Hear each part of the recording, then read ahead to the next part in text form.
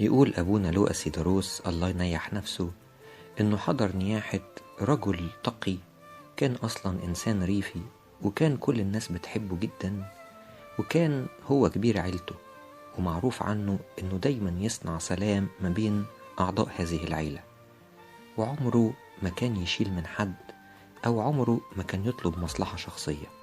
وعشان كده، وعشان كان هو إنسان كمان كثير الصلاة جدا ورجل صلاة، فكان أفراد العيلة كلها يحبوا يجوا ياخدوا مشورته، لأن مشورته كانت مشورة صالحة.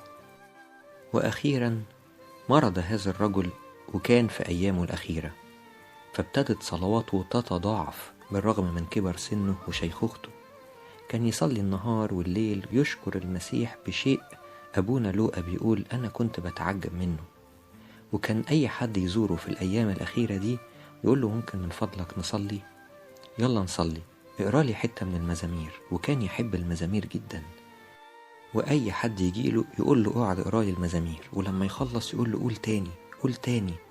فكانت المزامير هي سلواه، وكانت الصديق بتاعه في مرضه وشيخوخته.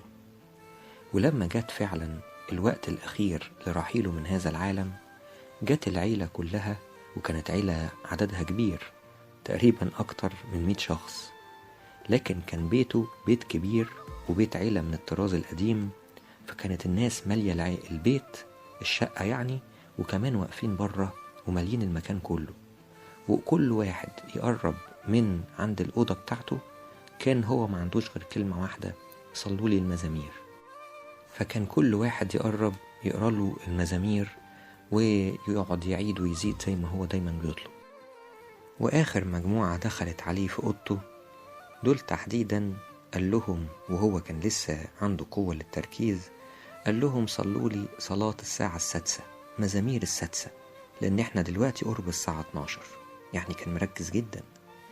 فابتدوا يقولوا مزامير 6، ويقول لهم قولوها بالراحة، وكان في تأثر شديد جدا، وكان كل شوية يغمض عينيه من التعب، وبعدين يفتحها تاني ويشاركهم كلام المزامير وهو معيا جدا. وفي الوقت ده راح راشم نفسه بعلامة الصليب على جسمه كله، وغمض عينيه وغاب شوية. طبعا كل اللي حواليه قالوا كده هو اتنيح. فابتدوا اللي حوالين السرير يبكوا، وبعض السيدات ابتدت تصرخ، وبعض بناته وقرايبه ابتدوا يعملوا صراخ شديد.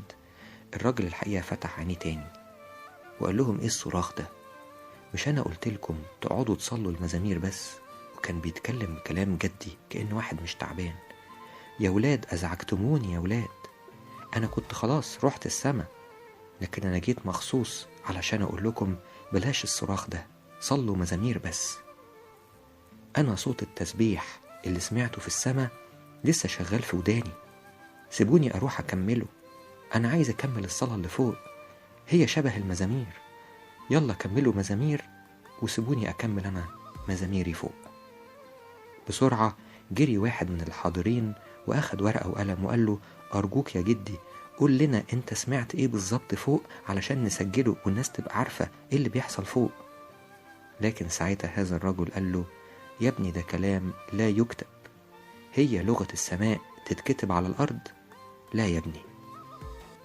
ثم غمض عينيه، ويقول أبونا لوقا سيداروس آخر جملة في حكاية هذا القديس، يقول وأغمض الرجل عينيه وفتحها في السماء إلى الأبد. صحيح اللي بيحب المزامير مش هيستغرب من السماء، وهيكون انتقاله انتقال بسيط وتلقائي ومفرح، زي ما فرح بالمزامير على الأرض هيكمل بيها على السماء. عرفتوا ليه كنيستنا بتاخد المزامير وتحطها لنا في كل صلواتنا؟ أصل الكنيسة عايزة تعلم ولادها لغة السماء. ما أجمل يا أحبائي إن احنا نحفظ أولادنا من صغرهم المزامير، وما أجمل أن نحفظ إحنا المزامير حتى ما تحفظنا المزامير، زي ما قال قداسة البابا شنودة.